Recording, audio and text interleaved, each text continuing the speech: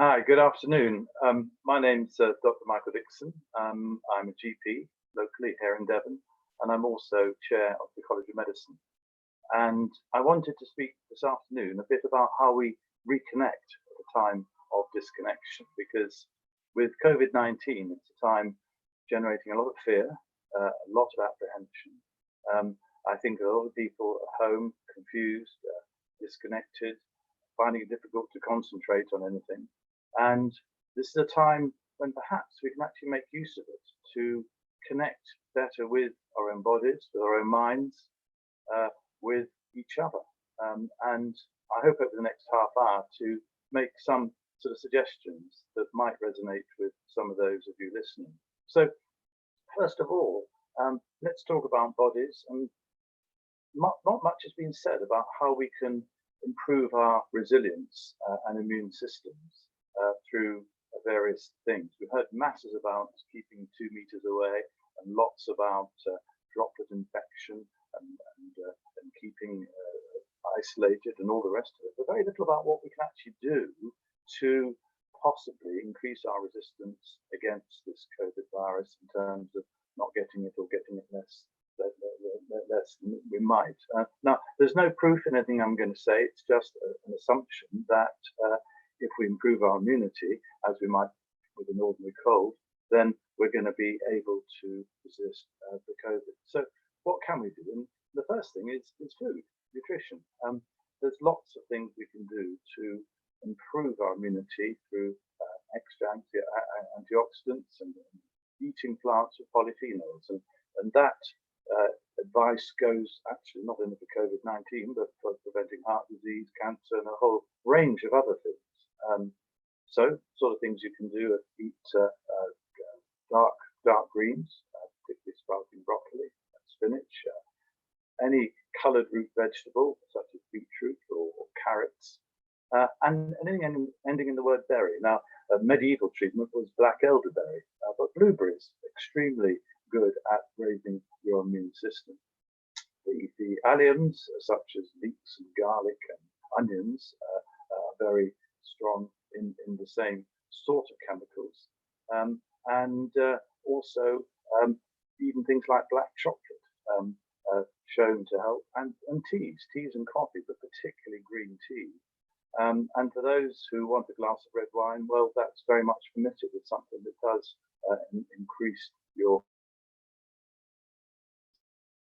all those sorts of things at the same time as, if you are a bit overweight, cutting down on those fats and the non carbohydrates that things like sugar, and keeping your weight down. So this is the time to get your body as fit as you possibly can before you put yourself in a situation where you might get the virus, and something that might help you through it. Apart from food, and I'm sure this will be a theme of many other interviews during the next 2 or 3 weeks, exercise is known to also improve your immune system. You don't have to start heaving weights at the local gym. Moderate exercise, just a power walk, is quite sufficient, and improves your immune system.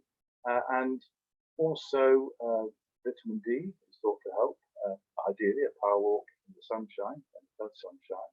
And some feel that vitamin C with zinc is helpful. So these are all things that you can do to arm yourself and your immune system. And as I say, it's not only for COVID, but for a whole variety of other things as well. Now, we not only need resilient bodies, we also need resilient minds. And we know, for instance, that if your gut, if your biome is in good order, then so is your mind in terms of being able to combat stress and depression. And therefore, keeping your body healthy will keep your mind healthy, and vice versa.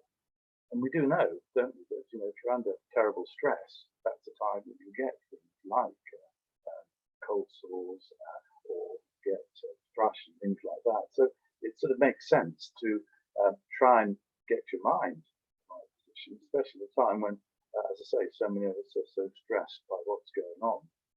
Now, the College of Medicine has got quite a few offers on this, from yoga to meditation to mindfulness and thought field therapy and various other thoughts on how you might do this. So do have a look at the offer that is on the College of Medicine website, which will help you. And incidentally, if you want to know more about healthy food and eating for COVID-19, look at the Our Health Directory part of the college website. But keeping mentally healthy is crucial.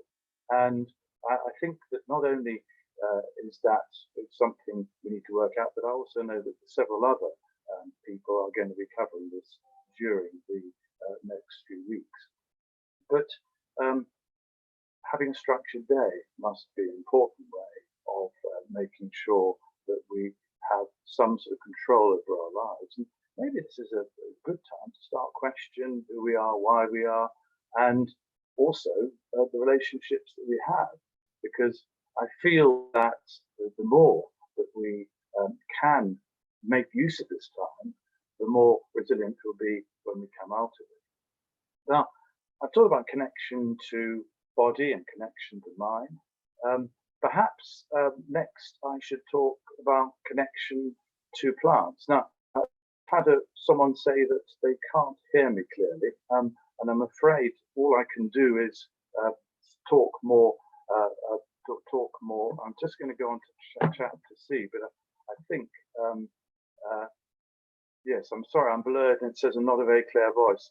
I'm afraid all I can do, maybe this Devon transmission, all I can do is to try and speak all the more clearer, if I may. But I've talked about connection to body and connection to mind. I want to talk a bit now about connection to earth. And this is rather a personal thing, because my particular vice is gardening.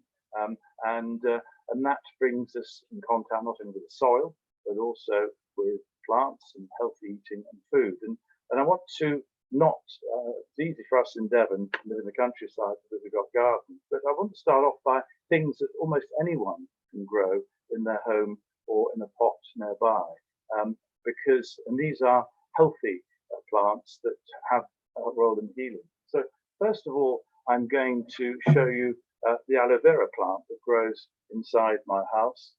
This poor thing, I forgot to water for about a week or two. They go a bit brown and yellow if you do, but then you water them, they go green literally in a day or two. Aloe vera is a lovely plant because it grows inside. It doesn't matter how dry it gets, and fantastically useful if you get infected cuts and bruises and the like. Very good for eczema too. If you do have eczema, try cutting a leaf and putting the sap on the area of eczema, and especially when you've got some sunlight, exposing it to light as well, and you'll find it has a really good beneficial effect. And sometimes with patients, I say try steroids on one arm and aloe vera on another.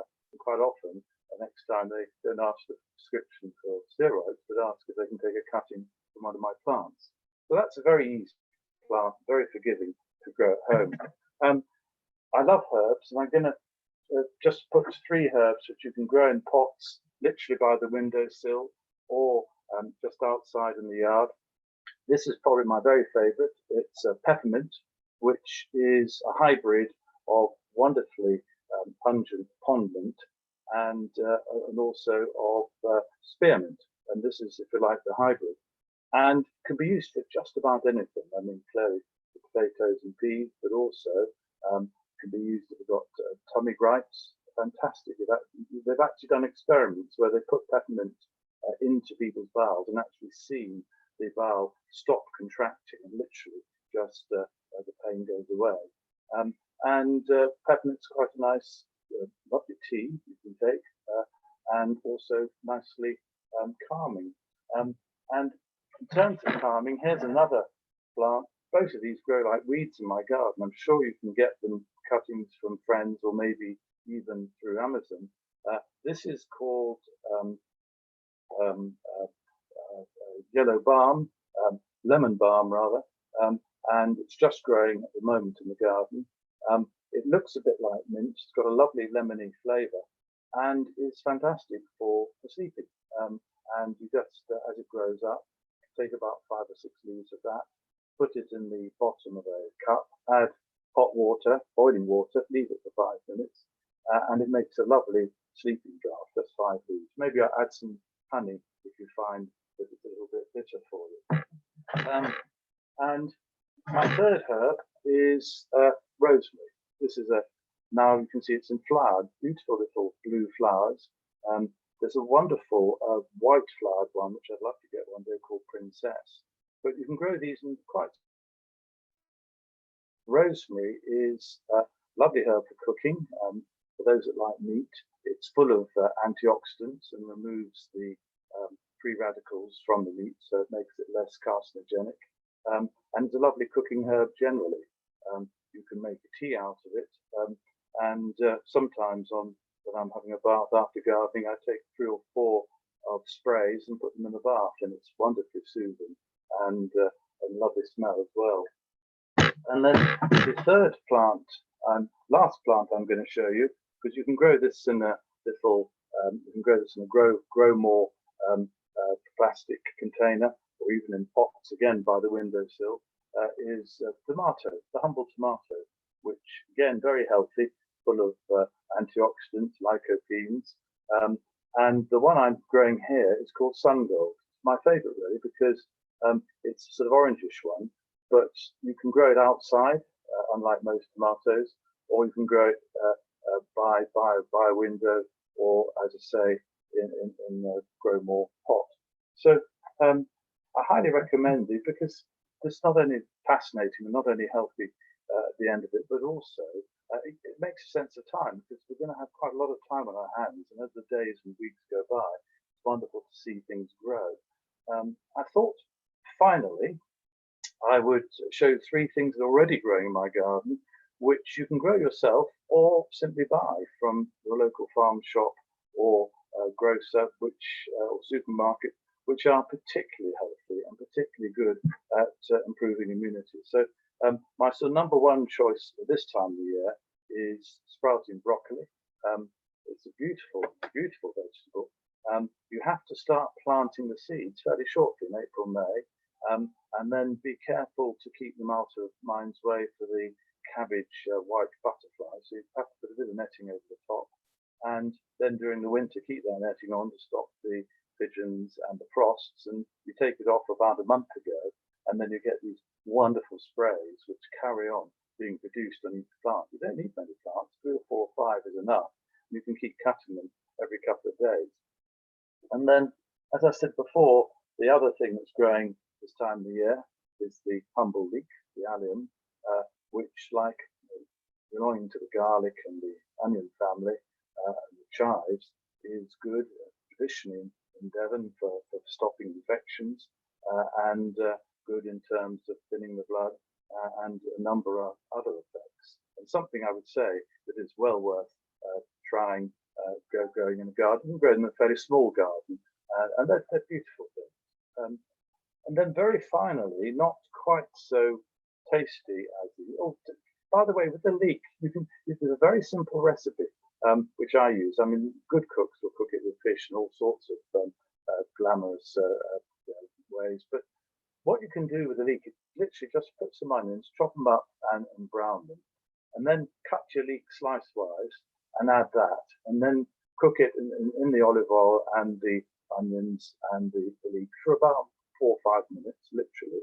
Then pop it in a pot and put it in the oven, and it's a delicious, delicious meal, because the caramelized onion gives it the sweetness, and then the leek, which is cooked with it, just gives it a fantastic taste. More difficult to cook is probably one of our healthiest vegetables of all, which is the third thing that's growing in my garden this time of the year, which is Swiss chard. Related to spinach, it's extremely healthy, a bit bitter, so you have to be an inventive as a cook. My preferred way of cooking it is to, again, to fry some onions in olive oil, just like you do with the leek, and then to boil this with lots of salt and a little bit of nutmeg, and then add the fried onions, and that gives it a bit of a sweetness and makes it really quite palatable. So it's not a delicious vegetable, but it's very good for you.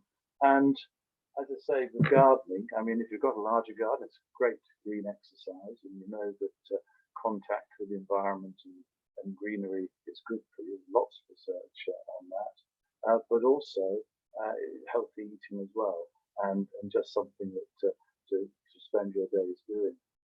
So that's so much for reconnecting with our soil and environment. And I want to talk on another subject in my last 5-6 minutes, which is how we reconnect with ourselves, because we've seen too much in the last few weeks of people fighting in supermarkets and stealing blue rolls off each other, and perhaps the worst side of our existence as human beings. But now we're seeing something different, something which is really, quite an unexpected but positive outcome of a period where there is, as I say, so much fear and trepidation around, and that is the NHS volunteers, which you'll have heard of. I think 500,000 or 600,000 people volunteering.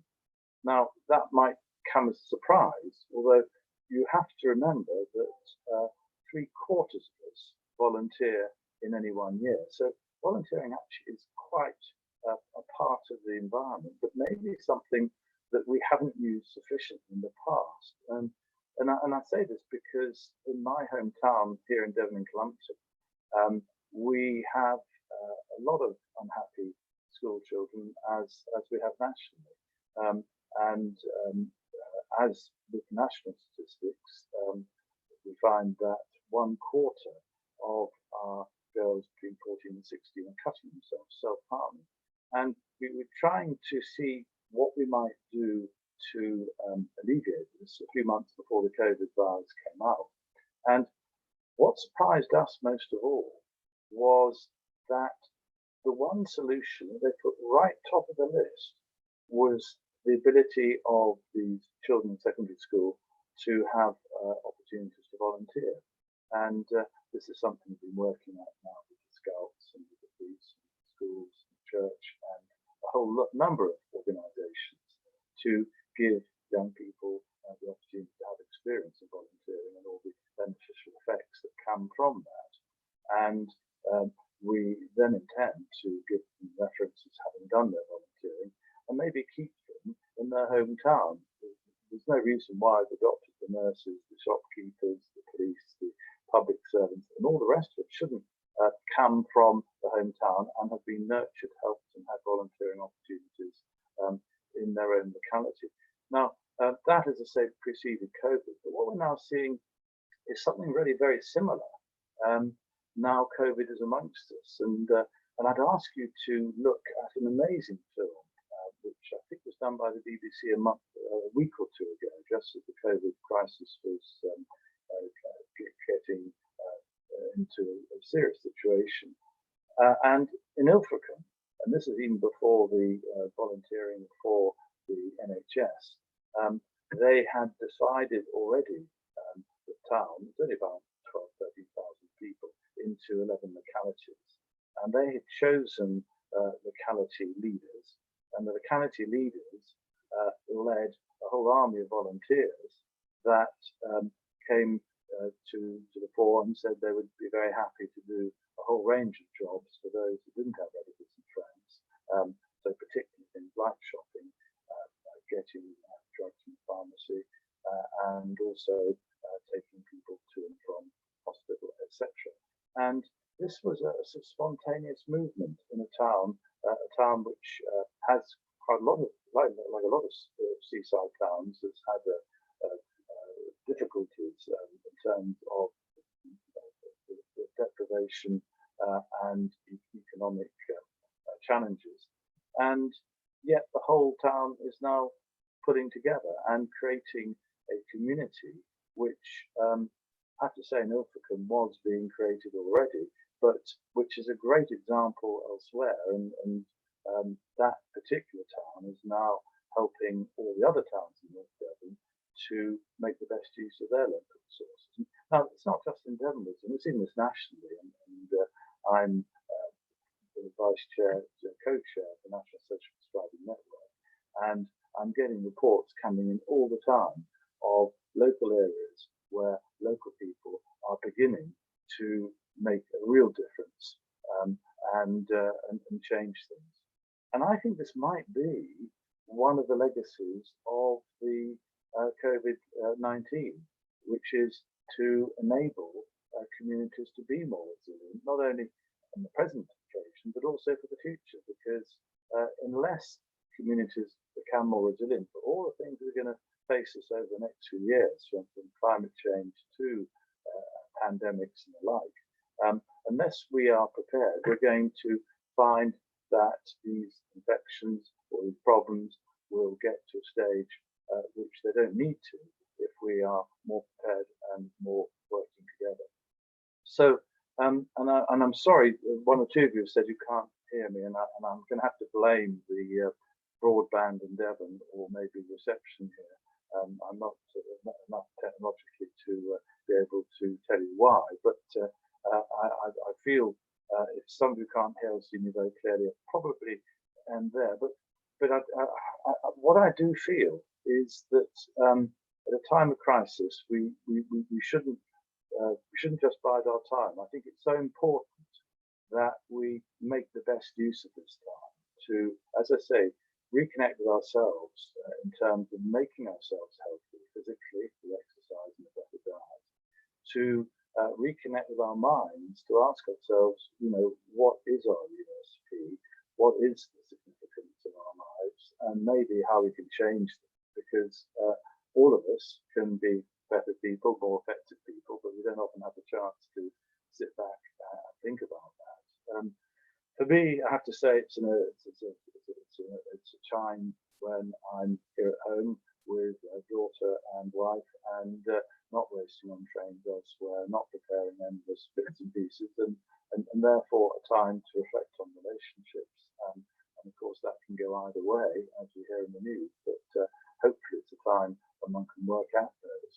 And then finally, it's a time when I think in our communities we can begin to understand that we're not all competitors for scarce resources that need to be fighting each other and finding each other in irritation, but quite the reverse, that we have endless resources and assets amongst ourselves and our community.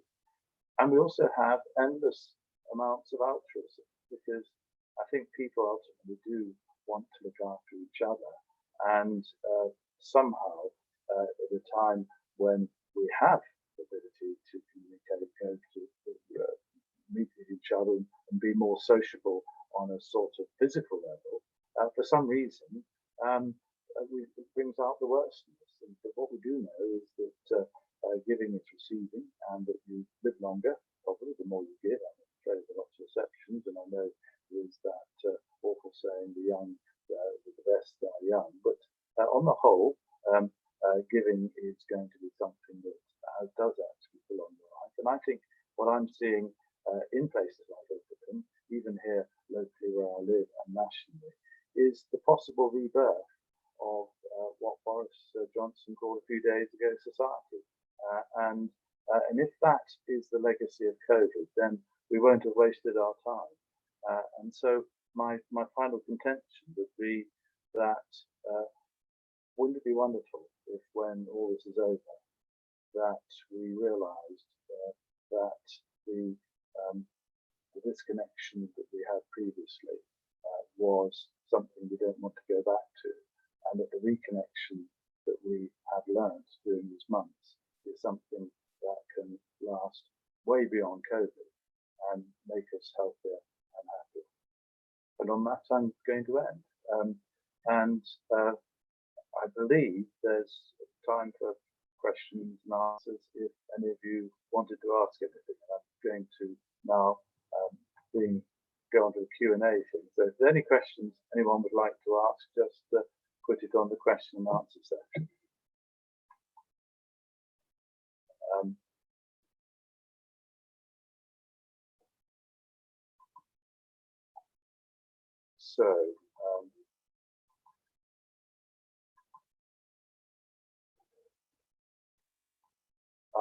Great, someone's raised their hand, and I'm just saying Somebody says, I love hugging trees. Very grounded mentally and physically. I haven't talked about hugging trees. And I can't, someone raised a hand, but I can't see what they said. Can you possibly put it on the Q&A section? Yeah, it says, hi, David, can you ask a question in Q&As, please? Yes. So David, if you could type your question. Oh, how do you think the herbs work? Well, I think herbs work in all sorts of different ways. The person to talk to, and I hope he'll do one of these, is Simon Mills, who's probably one of the best known herbalists internationally. Taught more or less everything that I know about them. Some of them work by antioxidant effects, some work by direct effects. He is the expert. What I do know and think is that there is not enough research done on herbs. What frustrates me is that there are so many herbs which I think do actually help and do make you more resilient, but they're unproven, or there's some proof that looks likely but not sufficient for conventional scientists. And yet it's impossible to get the research and the funding for research done. The reason for that is because you can't patent a herb, unlike a molecule that was invented in the lab. And so it means that there's no money forthcoming, because if you do prove it works, anyone else can produce it and you don't have a patent for it. And it seems to me in future epidemics of this sort, we really ought to have a good knowledge base of exactly what sort of effects the herbs have, and which might make us more resilient, which might prevent us getting a virus or a bacteria, and which might help us to overcome it. And it's very frustrating that we don't have that. But I'm afraid I'm not an expert on how they work. That they work, I think I do feel and know, but the actual mechanics, Simon Mills. And if you go to the College of Medicine, Simon Mills is actually the author of Our Health Directory. So if you go onto that and speak to him, I think he'll be able to give you the chapter and verse.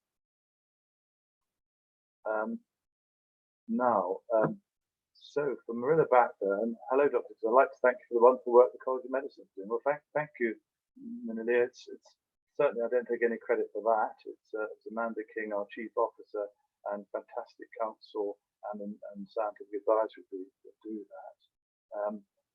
David Anderson was one of the Kerala Trip GPs. Oh, great to see you, David.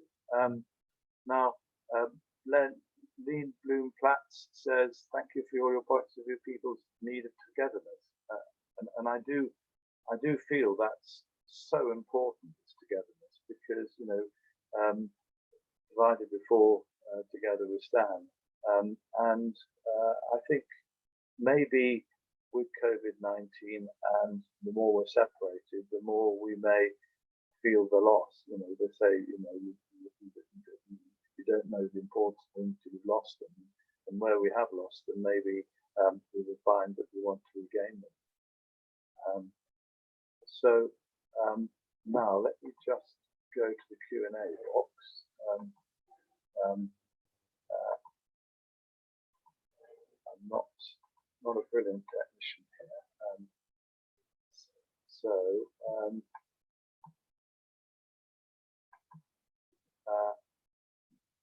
Any other? Now I'm trying to. Here we are. I'm sorry. I've last found the Q&A box. So those of you who made Q&As, I thought the comments were Q&As. Suzanne Ruggles says, "What are my thoughts on probiotics?" Well, I think probiotics can be very effective. I think we have yet to know which are and which aren't. Some clearly get destroyed by stomach acid, and some claim that they don't. I found, you know, certainly ordinary things like live yogurt are quite helpful to help people with their digestion. I'm not sure that I should mention actual names, but certainly one or two that have come to College of Medicine conferences and given me free samples, which I've tried on myself and patients, I think have been effective. In fact, there's one product which in 2 or 3 patients, they say it's completely changed their life and their bowels forever. So I think probiotics do have a role. certainly in conjunction with healthy eating. I don't think they replace healthy eating, but there's something about them which we need to know more about. And we do know that the gut flora, we've got a trillion gut flora, we've got 1,000 different species, and they can get into the wrong combination, and that often leads to problems with your gut, which itself can affect your immune system and your happiness. And classically with antibiotics that happens, for instance. So I think there's an awful lot more to be known, but we do know that it matters, and I think the probiotics can be really helpful, yes. Herbs have been shown to work in synergy, says Patricia Barman, and yes, the thing about herbs is if you grow them, you might eat them singly, and certainly with the European directive, we can now go into a chemist and get us some John wort or red sage, for instance. But that's not the way that herbal practitioners work at all. Herbal practitioners work with synergy of several different herbs together. And a bit like with modern medicines, when I started medicine, I used to have one medicine and give a large amount of it, and often with quite serious side effects. Nowadays, you tend to give much smaller doses of 3 or 4 medicines, so blood pressure, where the side effects of each is considerably less. Now, herbalists do this par excellence. They use many different herbs and in combination, and with less side effects, and sometimes more effectively. Going often with the grain of our normal biological system. One of the problems with conventional medicine is that it has to go against our biological system, which is great if you need to have a clot in your heart taken away, or you have a cancer that needs to be cut out, or whatever. However, a lot of the time, it's important that we actually enhance our immune system and make our body do better what it does already. And I think this is how herbs work. So, for instance, if you can't sleep, you take a conventional remedy, so it clogs you out that night. But if you take a herb, that might take 5 or 6 nights before it gets you into a rhythm. So I think the synergistic effect of herbs is really important. And if you do take these natural remedies, often the counter bit is there already. So, for instance, if you take natural willow bark, it has an effect that stops you getting stomach ulceration. As you take plain aspirin, the danger is that it can cause stomach ulceration. So on to another question. I've got a few more. So if we get the virus, how best to help ourselves and our patients? Well, I think the things I've said really: healthy diet, being as peaceful as you can in mind, having relationships that encourage you, getting reassurance, and what I've noticed with a lot of people who have the virus that phone me, they want to talk. They want to feel that they're in company. They want to know how it went for other people. They want to have some feeling of control, knowing how they've had it so how many days, when are they sort of out of danger, etc., etc. And I think if you get it, keep talking to those around you, keep positive. Remember that those that get it seriously are still a very small number. I mean, it may seem a large number when you look at the news, which I would advise you probably not to look at more than once a day. But even for most of us, the chance I'll be fine and we'll be okay at the end of this. Now, Maria Blackburn says, have you come across information on mushrooms to support and modulate the immune system? They're very much used in Chinese medicine and more recently been researched. Maybe it'd be an idea to have a webinar about mushrooms as food extracts. Well, I think that was that's a good suggestion. Actually, if you go to our health directory, you'll see Simon Mills's write-up on mushrooms. Yes, I think there's a lot of evidence for them. And I know that at least one food supplement company that has completely sold out of its supplies of mushroom extract. I can't pretend to be an expert on that, but certainly the circumstantial evidence suggests that it is very effective. Now we've got an anonymous attendee who says Chinese medicine was given widely during the epidemic in China. What is the basis for treatment for COVID treatment? Oh goodness, you stumped me there because I don't know.